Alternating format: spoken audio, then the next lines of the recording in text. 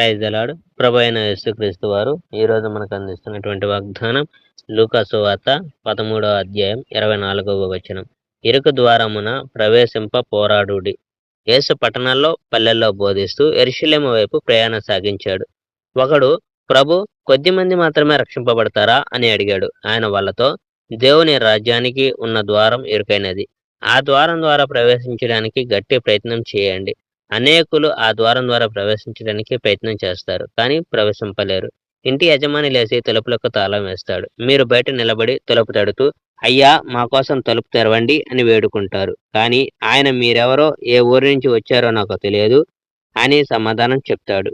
అప్పుడు మీరు, మీతో కలిసి తిన్నాము, మీరు మా వీధుల్లో బోధించారు అని అంటారు. కానీ ఆయన, మీరెవరో నాకు తెలియదు, ఎక్కడి నుంచి వచ్చారో తెలియదు, ఇక్కడి నుంచి వెళ్ళండి, మీరెంత దుర్మార్గులు అని అంటాడు. మీరు అబ్రహామును, ఇస్సాకును, యాకోబును, ఇతర ప్రవక్తలను దేవుని రాజ్యంలో చూస్తారు. మిమ్మల్ని బయట పారవేసినందుకు మీరు దుఃఖిస్తారు, బాధను అనుభవిస్తారు. ప్రజలు ఉత్తర దక్షిణాల నుండి, తూర్పు పడమరల నుండి దేవుని రాజ్యంలో జరుగుతున్న విందుకు వచ్చి తమ తమ స్థానాల్లో కూర్చుంటారు. ఇప్పుడు చివరి స్థానాల్లో కూర్చున్న వాళ్ళు అక్కడ ముందు స్థానాల్లో కూర్చుంటారు. ఇప్పుడు మొదటి స్థానాల్లో ఉన్న వాళ్ళు అక్కడ చివరి స్థానాల్లో కూర్చుంటారు అని అన్నాడు.